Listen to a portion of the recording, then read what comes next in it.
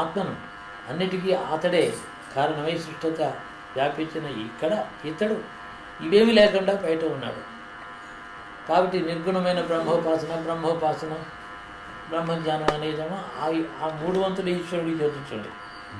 సృష్టిలో వ్యాపించిన 4వ వంతు ఈశ్వరుని యొక్క భాగం ధర్మాధర్మముల ద్వంద్వములతో కూడుకున్నది. ఏ అవతారమందు ఆ నిర్గుణమైన తత్వం నుండి ప్రపంచంలో ఉండే 2 ద్వంద్వములతో కూడుకున్న 2 ఈశ్వర తత్వం కూడా కలిసి ఉంటుందో అది సంపూర్ణ అవతారం.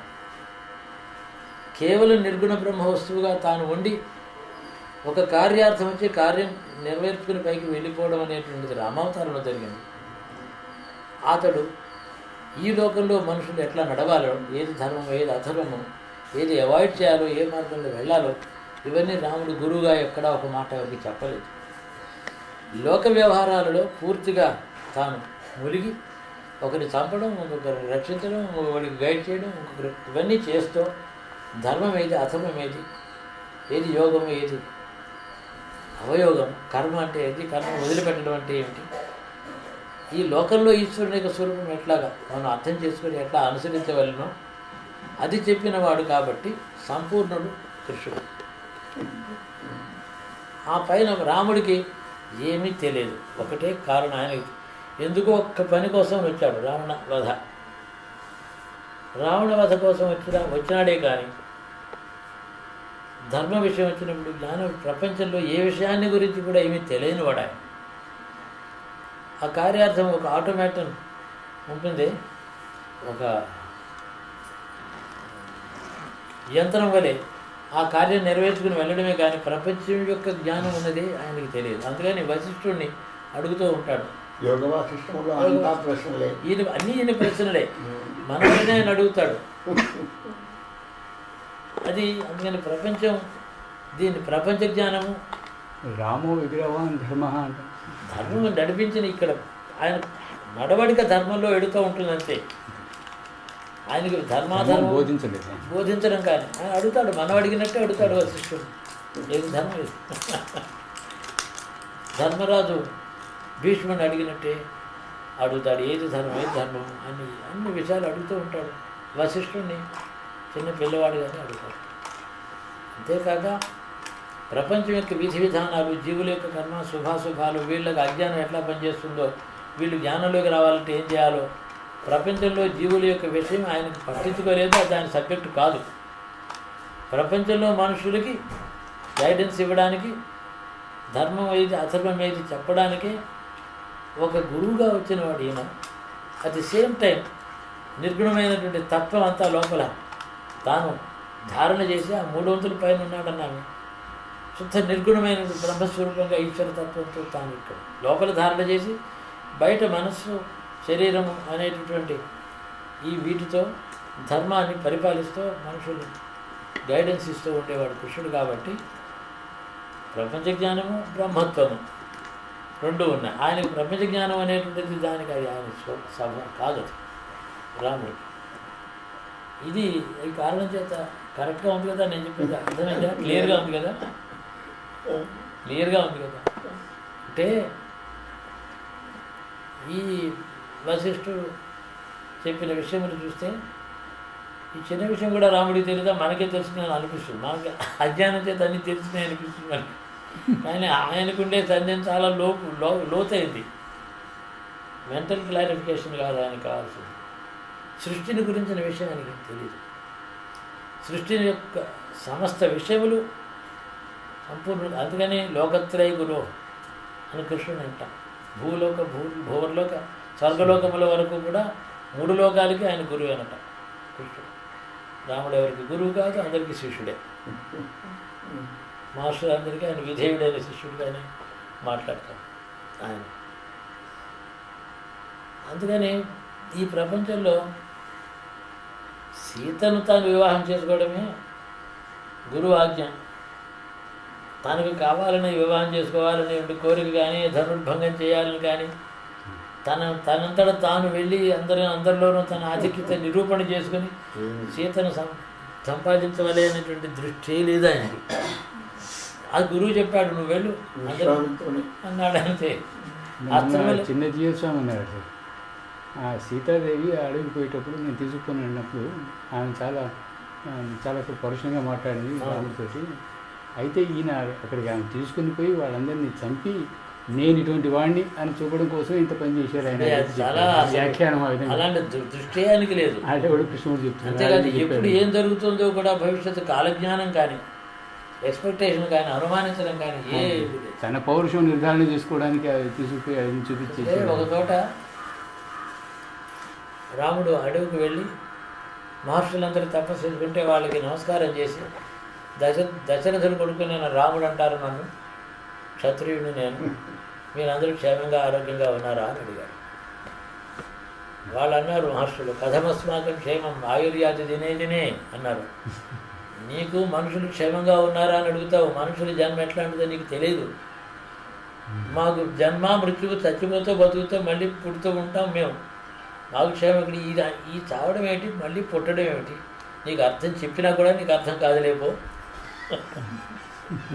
నీకు అసలు అంటే అవునా అట్లాగా అంటాడు పాపం. రోజు ఆయుర్దాయం ఒక్కొక్క రోజు తగ్గిపోతుంది. అస్మాకం ఆయుర్యాతి దినే దినే, నిన్నటికంటే మృత్యుకు ఇంకొక రోజు దగ్గర పడ్డాము. ఈరోజు మృత్యుకు రోజు రోజు దగ్గర పడేవాడికి క్షేమం ఏమిటి మహర్షులు అంటారు. ఏమి అర్థం కానట్టే చూశారు. వీళ్ళు పుడుతున్నారట మళ్ళీ పోతున్నారట, ఈ తపస్సులు చేస్తున్నారట, ఈ వాళ్ళు రాక్షసులట, ఏమిటి గొడవంట.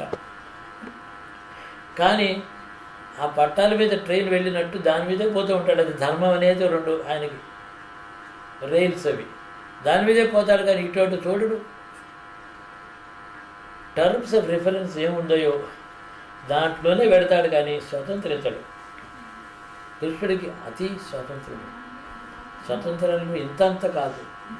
ఆయన చేసినటువంటి పనులు ఆయన ఎందుకు చేస్తున్నాడో ఆయనకే తెలుసు. పరమ లౌకికుడు, ధర్మస్వరూపుడు. మళ్ళీ అధర్మాన్ని నాశనం చేస్తాడు, ధర్మాన్ని చూపిస్తాడు. మళ్ళీ నేనెవరు అని తన విషయం చెప్పాల్సి వచ్చినప్పుడు ఈ కాలోస్మి లోకక్షేత్ర, ఈ లోకములన్నీ పుట్టడానికి చావడానికి అయినటువంటి కాలం అన్నదే ఆ కాలమే నేను. అంత తను అహం ఫస్ట్ పర్సన్ సింగ్యులర్లో సృష్టి అంతా నా వల్ల జరుగుతుంది, నేనే జగత్తుని నడిపిస్తున్నాను, ఈ వస్తువులందరూ ఉన్నాను, అందులో నేనే ఉన్నాను, సూర్యచంద్ర నక్షత్రాదులలో నేనే ఉన్నాను, ఇలా చెప్పాడు. కాబట్టి సంపూర్ణమైన నిర్గుణమైనటువంటి త్రిపాదూర్ధ ఉదయ పురుష అని చెప్పేటువంటి నిర్గుణ పరమేశ్వర తత్వము, సృష్టిలో ఉండేటటువంటి ద్వంద్వములతో కూడుకున్నటువంటి ఈ ఈశ్వర తత్వము, సృష్టిలో వ్యాపించిన ఈశ్వరతత్వము అన్నీ కూడా ఏకకాలంతో ధారణ చేసిన వాడు ఆయన రాముడే కాదు, అంతకుముందు అందరూ కూడా అవతారములన్నీ కూడా ఒక కార్యార్థం వచ్చారు, కార్యం చేసి వెళ్ళిపోయాడు. నరసింహస్వామి వాడిని చంపాడు, అయిపోయింది ఆయన పని, అయిపోయింది అంతే. ఒక కార్యమే. రాముడి వరకు అలాగే ఉంది. అందరూ అంతే అవతారములన్నీ. పూర్తి మనుష్యుడు, పూర్తి ఈశ్వరుడు, ఏకకాలమందు అలా ఉండడం కష్టం. ఏకకాలం ఉంది. అదే సమయంలో at the same time is complete man and complete God. Complete man అంటే ఏమిటి? సర్వధర్మాలు తెలిసి స్వప్నంలో కూడా పొరపాటు జరగని వ్యక్తి, మనస వాచ కర్మణ ఎప్పుడు కూడా ధర్మేతరమైనటువంటి భావన కర్మ చేయనటువంటి వాడు కృష్ణుడు. కాబట్టి మీరు కృష్ణుని ఆరాధిస్తారా అన్నాను. కృష్ణుడేమో నాకు మార్గం, మరి గమ్యస్థానం ఏంటంటే శివతత్వం అని నేను చెప్తాను. ఈ భేదం. ఆయనేమో నిర్గుణం, శివుడేమో లోకల్లో తిరగడు. ఆయన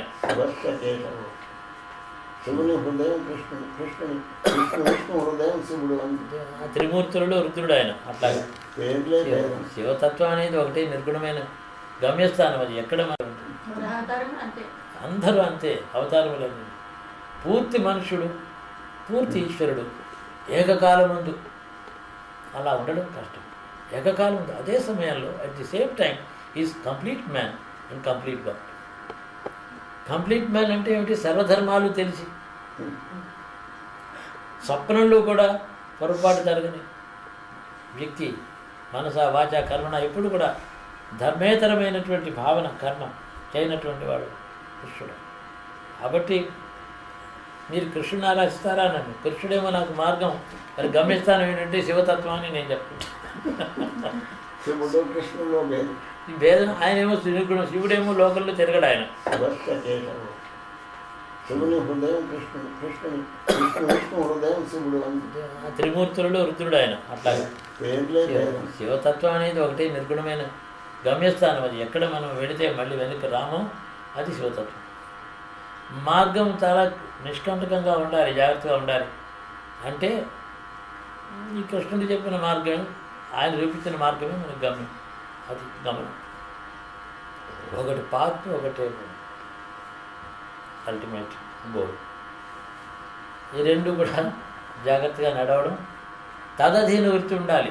నా బుద్ధికి నా ధర్మం పర్వాలేదు, నేను తెలుసులే, నా విషయం నేను చూసుకుంటానులే అని ఎవరు అనుకోకూడదు. అందులోనే మళ్ళీ ఏదో మాయ గమ్ముతుంది. కాబట్టి కృష్ణుడి విషయంలో తను మాయాస్వరూపుడు, మాయాతీతుడు, నిర్గుణమైన పరబ్రహ్మ వస్తువు, శుద్ధ జ్ఞానస్వరూపుడు, శుద్ధ లౌకికుడు.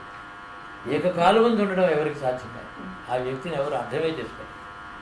అందుకని సంపూర్ణమైన అవతారం అంటారు. అంతకుముందు కూడా పరశురాముడు కూడా విష్ణు అంశాలు కాదు, ఇది సంపూర్ణమైన అవతారం. అందుకని జనమండుగురు భార్యలు ఏమిటి, 16,000 గోపికలు ఏమిటి, వీళ్ళందరితో ఆయన కాపురం చేశాడనే ఒక చిన్న విషయం గుర్తుపెట్టుకోండి. 16,000 గోపికలు ఆయనతో కూడా ఉన్న కాలంలో అదంతా, ఆ కథంతా అయిపోయినాక ఆయన మధురా పట్టణానికి బయలుదేరిన నాటికి ఆయన వయసు 12 సంవత్సరాలు. 12 సంవత్సరముల లోపల జరిగిన కథలో మనం అంతా అనుకునే లౌకికమైన శృంగారం ఎట్లా ఉంటుంది చెప్పండి. శృంగారం మనం అసలు ఆ వయసు 12 సంవత్సరముల వయసు, అది గుర్తుపెట్టుకోమంటున్నాను మానవుడిగా. అంటే మరి ఎవరిదండి శృంగారం? ఆయనది కాదు, గోపికలది. వాళ్ళ మనోభావాలు అవన్నీ, వాళ్ళ మనస్సులలో అతడు అంత సుందరమైన ఆదర్శమైన పురుషుడుగా వాళ్ళ హృదయాలలో వాళ్ళు నిలుపుకున్నారు. యోగులు అది పురాణాల్లో చెప్తున్నది. వాళ్ళు ఎవరైనా కానివ్వండి, అసలు లౌకికంలో విమర్శ చేసేవారు అడుగుతారు కదా, ఏమిటండి ఇదంతాను, ఇమ్మొరాలిటీ కదా అని. అంటే 12 సంవత్సరముల వయసు అప్పుడు ఆయనకి. ఆయన అక్రూరుడితో వెళ్ళాడు, ఆ రథంలో కూర్చున్నాడు, మళ్ళీ వెనక్కి ఈ జీవితంలో మళ్ళీ 125 సంవత్సరాలు జీవించాడు, మళ్ళీ గోకులం రాలేదు, ఆ గోపికలను చూడలేదు. 12 సంవత్సరంలో వదిలిపెట్టి వెళ్ళినవాడు. కాబట్టి ఆయనకి నీతి అవినీతి అని మనం ఎట్లాగా. ఆ తర్వాత ఇంకొక 13 సంవత్సరాల తర్వాత ఆయన రుక్మిణి వివాహం చేసుకున్నాడు. అంతవరకు ఎక్కడున్నాడో పెద్ద మిస్సింగ్ లింక్ ఉంది కృష్ణుడి జీవితంలో. వెళ్ళాడు మధురా పట్టణంలో, వాడిని చంపాడు. వాడిని తను చంపలే, వాడు భయంతో వాడే చచ్చిపోయినాడు.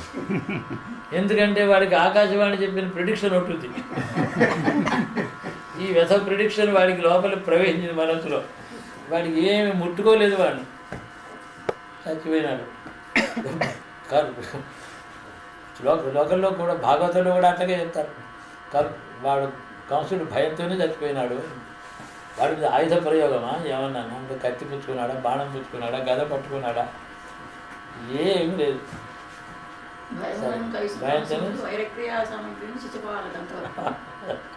అట్లాగే వాడు చచ్చిపోయినాడు. సరే, ఆయన తండ్రి ఉన్నాడు, కంసుడు తండ్రి. ఆయన తీసుకొచ్చి, ఆ ముసలాయన తీసుకొచ్చి సింహాసనం మీద కూర్చోబెట్టాడు. ఆయన ఏమన్నాడంటే, కృష్ణ నువ్వు చిన్నవాడివి, నీకు చాలా భవిష్యత్తు ఉంది, నువ్వు ఎవరో కాదు, దేవత కుమారుడివే కదా, మనోడివే కదా, దౌహిత్రుడివి, నీకు ఇస్తాను రాజ్యం వేలుకో అన్నాడు. కాదా, ఈ రాజ్యం నేను కూర్చుంటే రాజ్యం కోసం నీ మేనమామని చంపిన హంతకుడని నాకు పేరు రాదా? ఎందుకు నాకు ఈ రాజ్యం? నాకు ఈ రాజ్యం బంధనం, ఇది నాకు సుఖంగా, నాకు ఇదిగో ఈ మురళితో ఉండడం నాకు ఇష్టం, స్వేచ్ఛగా తిరుగుతాను, నాకేం ప్రోగ్రామ్స్ ఏమీ లేవు, నాకు ఇది అక్కర్లేదు అన్నాడు. అయినా ఉండు బాబు, నువ్వు ఉండు, నాకు ఎలాగా అని అన్నాడు. ఈ సంవత్సర కాలం ఆయన ఉన్నాడు అక్కడ కంసవధ తరువాత. ఈ సంవత్సరంలో జరాసంధుడు వాడు కుమార్తెని ఇచ్చాడు వివాహం చేసి. ఎవరికి? కంసుడికి. కంసుడు మామగారు జరాసంధుడు. జరాసంధుడు అంటే మనకి బీహార్ బీహార్ అస్సాం, అక్కడ నుంచి అస్సాం నుంచి గౌహతి దగ్గర నుంచి వాడు ఆ బిడ్డని ఇక్కడికి వచ్చాడు. వాళ్ళిద్దరికీ మంచి సమానమైన గుణములు కాబట్టి జరాసంధుడికి కంసుడికి బాగా స్నేహం కలిసింది. బిడ్డనిచ్చాడు. వాడు పెద్ద సైన్యం పట్టుకుని మధురా పట్టణాన్ని ముట్టడించాడు. కృష్ణుడు ఉన్నాడు, వాడు ఏం చేయలేకపోయాడు. దుర్భేద్యంగా ఉంది, కోట దాటి లోపలికి రాలేకపోయినాడు. ప్రజలు బాధపడ్డారు. 10 రోజులు పోయినాడు, మళ్ళీ వచ్చాడు, 3 మాటలు ముట్టడి చేశాడు. ప్రజలకు ఒక పెద్ద బెడద, కష్టమైపోయింది. ఎందుకంటే కృష్ణుడు ఉన్నాడు, ఆయన్ని పట్టుకోవాలి, అతన్ని శిక్షించాలని వాడి ఉద్దేశం. అప్పుడు అన్నాడు, చూసావా, సంవత్సర కాలం నేనుంటే తాత ఏమైందో, నేను ఎక్కడుంటానో అక్కడ అశాంతి ఉంటుంది. నన్ను ద్వేషించే శత్రువులు లోకం నిండా ఉన్నారు. నా యాత్ర చాలా దూరం వెళ్ళాలి, చాలా పెద్ద ట్రావెల్ ప్లాన్స్ ఉన్నాయి నాకు, నేను వెళ్ళిపోతానని చెప్పి ఆయన వెళ్ళిపోయినట్టు రాస్తున్నాడు భాగవతంలో. అయితే ఎక్కడికి పోయినాడు, ఎక్కడ కాపురం ఉన్నాడు, ఎక్కడ ఇల్లు కట్టుకున్నాడు, ఎవరింట్లో అద్దెకి తీసుకున్నాడు, కిరాయికి తీసుకున్నాడు ఇల్లు, ఏమీ డీటెయిల్స్ లేవు. అయ్యా తర్వాత ఆయన దర్శనం మళ్ళీ ఎక్కడ వెళ్తుంటే మనకి పాండవులు ద్రౌపది స్వయంవరంలో మత్స్యంత్ర భేదనం అర్జునుడు చేసిన కాలంలో ఆ సభలో వచ్చి ఉన్నాడు ఆయన. అక్కడ వచ్చి ఉన్నాడు. అతను ఎవరు అంటే ఆయన పూర్వం గోకులంలో ఉండే కృష్ణుడు అని పేరు ఆయనకి. దేవకి వసుదేవుల కొడుకు. మరి దేవకి వసుదేవులేమో అక్కడే ఉన్నారు. ఈ గురుకులంలో ఉండటం చేయటం ఈ 12-13 సంవత్సరాలు గడిచినాయి.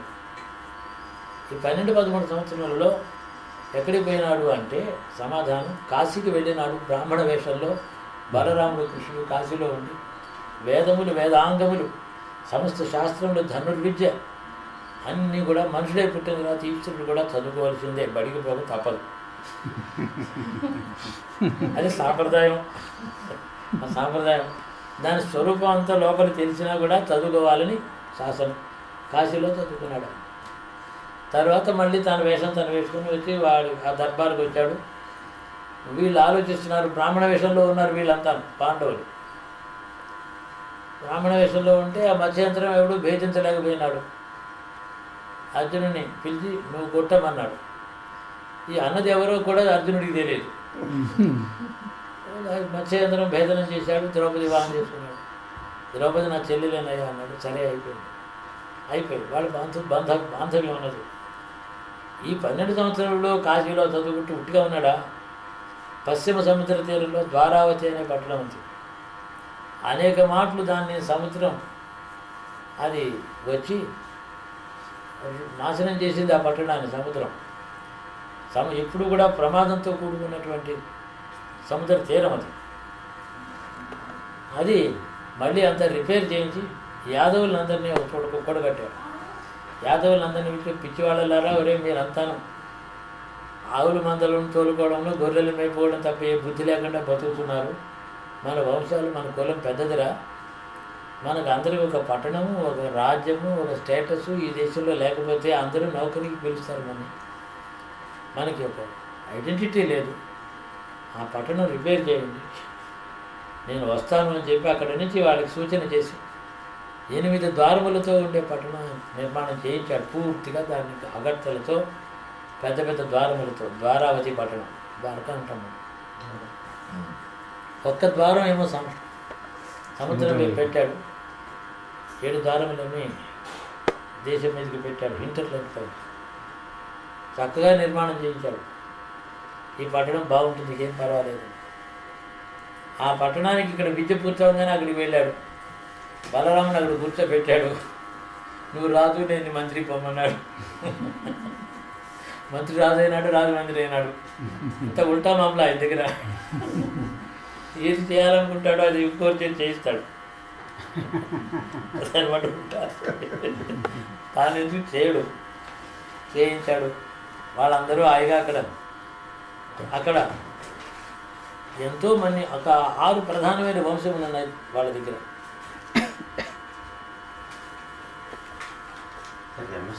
నాకు తెలుసు. పివి నరసింహారావు గారు వస్తున్నారు, రికార్డ్సా ల్యాండ్ రికార్డ్స్ ఏమీ లేవు కదా, ఎవడు ఆక్రమించుకుంటే వారికి. అదంతా 1,00,000 ఎకరాల్లో పెద్ద అరణ్యం, అదంతా ఆక్రమించుకొని ద్వారావతి వెనకాల ఇది మా యాదవ సామ్రాజ్యం అని చెప్పి దానికి జెండా పెట్టాడు. జెండా పెడితే దాని జెండా మీద ఏం మార్కు పెట్టాలి అని డౌట్ వచ్చింది. ఖడ్గమా బాణమా ఇవన్నీ అనుకున్న చాలామంది. ఏమి లేదు, తాడి చెట్టు పెట్టండి అన్నాడు బలరాముడు.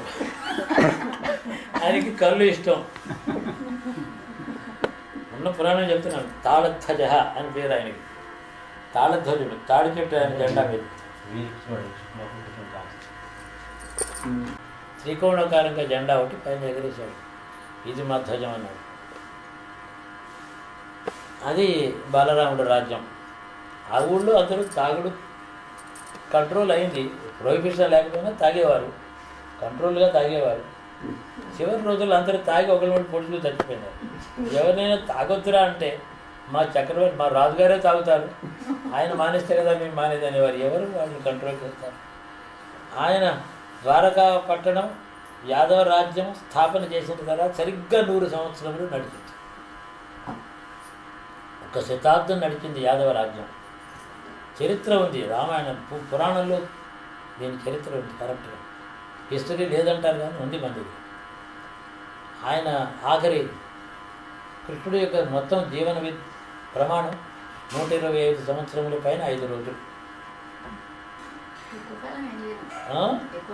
125 సంవత్సరాలు, 85 సంవత్సరములు ఆయన పార్థసారథిగా ఉన్నప్పుడు. యుద్ధకాలంలో 85 సంవత్సరములు ఫుల్ యూత్లో ఉన్నాడు. మనకి వార్ధక్యం, ఆయనకి యూత్. ఎందువల్లంటే ఎన్నమడుగురు భార్యలను, పెద్ద సంతానం, సంసారం ఈదడం, ఈ బాధలు అవి లేవు ఆయనకి. వాళ్ళ చుట్టూ చూడండి, ఇందాక పోలికి చెప్పాను చూసారా, చెట్టు ఉంటుంది, దాని చుట్టూ తీగ అల్లుకుంటుంది. తీగను నేను మొయ్యలేకపోతున్నానని చెట్టు కంప్లైంట్ చేస్తున్నాను. ఒక రకమైన 10 రకాల తీగలు అల్లుకుంటాయి దాని చుట్టూ. ఆ చెట్టు పైకే చూస్తూ ఉంటుంది, పైకి పెరుగుతూ ఉంటుంది. ఈ లతలన్నీ దాన్ని ఆధారం చేసి బతుకుతూ ఉంటాయి. ఆయన చుట్టూ సంసారం చేరిందే కానీ ఆయన సంసారం భుజం మీద పెట్టుకోలేదు. జ్ఞానస్వరూపుడు, యోగేశ్వరుడు, ప్రపంచ జ్ఞానంలో అత్యద్భుతమైనటువంటి వేత్త, చాలా గొప్పవాడు. ప్రపంచంలో ఆయనకు తెలిసిన సృష్టి రహస్యం, నిర్గుణమైన బ్రహ్మవస్తువు యొక్క అనుభవం ఎలా ఉంటుందో యోగులు అది తెలుసు. ప్రపంచం ఎలా నడవాలో, వ్యవసాయం ఎలా చేయాలో, ఒకరిని ఎలా చంపాలో, ఒకరిని ఎలా కొట్టాలో, ఎవరిని ఎట్లా మోసం చేయాలో, వాడు దేవుడి దగ్గర వరాలు తీసుకొచ్చినా సరే వాడిని ఎట్లా కొట్టి చంపాలో, వరానికి భంగం లేకుండా అన్ని ఉపాయాలు తెలిసినాడు. అది అటువంటి పర్సనాలిటీ సృష్టిలో ఇంకోట్లేదు. ఆ వ్యక్తిత్వం అపురూపమైన విశేషమైన వ్యక్తి ఆయన. అందుకని జగద్గురు అని 3 సంవత్సరాల్లో జరాసంధుడిని చంపించాడు, కీచకుడిని చంపించాడు. అలాగా చాలా. ఆయన పుట్టేటప్పటికి ఎటువంటి సమయంలో పుట్టాడు? శ్రావణ మాసం, భయంకరమైన వర్షం. ఆ కాలంలో ఇలా కాదు, వర్షం అంటే 24 గంటలు, 15 రోజులు ఎడతెరిపి లేకుండా వర్షం పడ్డమే. ఆ కాలం అంతా అడవి, ఎక్కడ దేశం అంతా అడవులు ఉన్నాయి, అక్కడక్కడ పట్టణాలు, పల్లెలు. ఆ భయంకరమైన వర్షం ఓరుని పడుతోంది. అర్ధరాత్రి సమయంలో పుట్టాడు. రోహిణి నక్షత్రంలో అష్టమి నాడు, బహుళ అష్టమి, అందులో అమావాస్యకి ఇంకా 5 రోజులు తక్కువ, 6 రోజులు తక్కువ. అర్ధరాత్రి పుట్టాడు. పుట్టడంలో ఏందో అయితే మన నర్సింగ్ హోమ్ కాదు, చాలా మంచి పెద్ద ప్యాలెస్ కాదు, జైలు, చెరసాలలో పుట్టాడు. పోనీ తల్లిదండ్రులు ఆ కొడుకు పుట్టాడని ఆనందంగా ఉన్నారా? 7 పోగొట్టుకున్నారు. ఎప్పుడు వచ్చి చంపుతాడో, ఇంకా పుట్టినవాడు బతుకుతాడో తగ్గుతాడో ఏమీ ఆశ లేదు. 1% హోప్ కూడా లేదు తల్లిదండ్రులకి, పుట్టబోయేవాడు తగ్గుతాడని. ముందరే హోప్లెస్గా ఉన్నాడు. తల్లి తండ్రి అలా ఉన్నారు. పుట్టినాడు సరే, ఏదో వాళ్ళకి దర్శనం అయిందట. అలా విష్ణులా కనపడ్డాడట ఆయనకి. అంటే దండం పెట్టుకుంటారు, మహావిష్ణువు మా బిడ్డను రక్షించు అంటారు. ఆ బిడ్డల్లోనే లక్ష్మి ఆయన కనపడ్డాడు, నారాయణుడు. సరే, ఆయన మాయ చేత అర్ధరాత్రి, వర్షాకాలం, వర్ష ఋతువు, నిషీధం. మధురా పట్టణంలో ఆ కోట ఇప్పటికి కూడా ఓల్డ్ ప్లాన్ అట్లాగే ఉంది.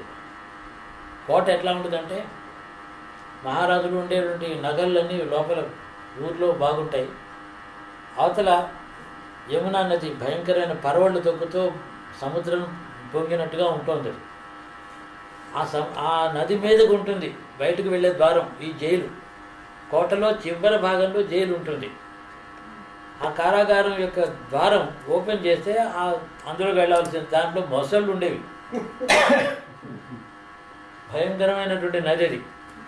అందులో పోతే ఆ తలుపు తెరుచుకుంటే నీళ్లు లోపల వచ్చి వీళ్ళైనా మిగుతాయి, వీడు బయటకు పోతే చావనే చేస్తాడు. ఎట్లా ఎస్కేప్ అవుతాడు? బయటకు వెళ్ళడానికి వీల్లేదు. అయినా మనం మన జీవితాల్లో కూడా అప్పుడప్పుడు చూస్తూ ఉంటాం. దైవికంగా అత్యద్భుతమైనటువంటి పరిస్థితుల్లో ఆపదలోంచి బయటపడుతూ ఉంటాం. అంటూ ఉంటారు, పెద్ద యాక్సిడెంట్ అయిందండి, అందరూ చచ్చిపోయారండి, ఇద్దరు బాగా సుఖంగా బయటకు వచ్చారండి, స్క్రాచ్ కూడా కాలేదండి. కాబట్టి అందులో ఎట్లా నడిచాడు, ఎలా వెళ్ళాడో ఆయన వాళ్ళకే తెలుసు. ఒళ్ళు తెలియనటువంటి ఆవేశంతో ఆయన తీసుకెళ్ళాడు, అవతల వాళ్ళకి ఇచ్చాడు. పిల్లని అప్పచెప్పి ఆడపిల్లని తీసుకొచ్చి ఇక్కడ పెట్టాడు. తబ్దీల్ అదే అయిపోయింది. అంటే ఆనాటికే కంసుడి రాజ్యంలో అధర్మం 4 పాదాల నడుస్తుంది. అధర్మం వాడు ఎంత దుర్మార్గుడు అంటే, సరే ఆడపిల్ల ఇలా పైకి ఎగరేశాడు, అదేమో ఎక్కడ అంతర్ధానం అయిపోయింది, అది దొరకలేదు వాడికి. పైగా చెప్పి కూడా పోయింది అనవసరంగా. ఎందుకు చెప్పాలి? పుట్టాడు వాడు పెరుగుతున్నాడులే అని చెప్పడం ఎందుకు లేని ట్రబుల్. అన్ని ట్రబుల్స్ పనులే. వాడు నారదుడు వీడు చేసేవాడు. వాడికేంటి కర్మక్షేత్రం తప్పునవ్వాలి, కథ పూర్తి అయిపోవాలని. వాడికి ఒక మంచి ఫ్లాష్ ఐడియా వచ్చింది. పుట్టాడు పెరుగుతున్నాడు అంటే వాళ్ళ రేపు పుట్టుండొచ్చు, నిన్న మొన్న 1 month. వాడు ఎక్కడ దొరుకుతాడు? వాడిని చంపడం ఎట్లా కష్టం కదా, దొరకడం కష్టం కదా, ఐడెంటిఫికేషన్ కష్టం కదా. 5 సంవత్సరం ఏజ్ ఉన్నటువంటి పర్వాలేదు కానీ ఎవరు చంటి పిల్లలను అందరినీ చంపేయమన్నాడు వాడు. రాజ్యంలో ఉండే శిశువులను అందరినీ చంపేయమన్నాడు. వాడు బిడ్డలను అందరినీ చంపమంటే చూడండి, ఒక దేశంలో ఏలే రాజు ప్రజల్ని రక్షించవలసిన వాడు చంటి పిల్లలను అందరినీ చంపండి, అందులో వాడు ఉంటాడు.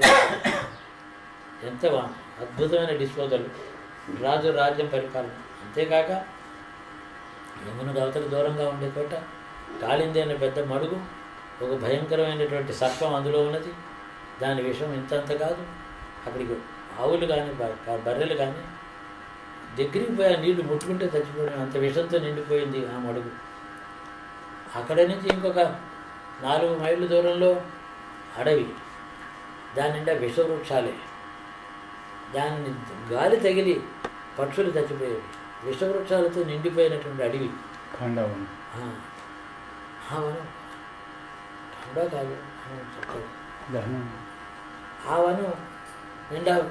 అంటే ఏం చెప్తున్నారంటే, భగవంతుని ఆశ్రయించుకుని ఆరాధన చేసిన యోగులు మునులందరూ కూడా గోకులంలో స్త్రీలై పుట్టారు. రాక్షసులందరూ వీళ్ళతో పక్కనే అడవిలో చెట్లై పుట్టారు. క్షేమమే లేదు ఎవరికి. పైగా జరాసంధుడు, కీచకుడు మొదలైన రాక్షసులు దేశమంతా ఆక్రమించుకున్నారు. ఇప్పుడు ఇండియాలాగే. మీరు బాగా ఆలోచిస్తే ఆనాటి సినేరీ ఇప్పుడు కూడా అట్లాగే అనిపిస్తుంది. పరమ నాస్తికులు ఒక్కొక్క రాష్ట్రాన్ని 20 సంవత్సరములు 30 సంవత్సరాలు పరిపాలిస్తున్నారు. అధర్మమే వాళ్ళ జీవన ప్రమాణం. దాక్షిణ్యం లేదు, దయ లేదు. విశృంఖలంగా ప్రజలనే ప్రభుత్వం చంపడం ఈనాడు జరుగుతున్నటువంటి స్కేల్ ఏదో మరి అది వేరే విషయం. అక్కడ శిశుపాలుడు, దంతభక్తుడు, జరాసంధుడు, కీచకుడు మహాబలవంతులు. వాళ్ళని ఎవరేం చేయలేరు. దేశమంతా చూస్తే విషప్రాయం, విషంతో నిండిపోయింది, శత్రువులు దుర్మార్గులతో నిండిపోయింది.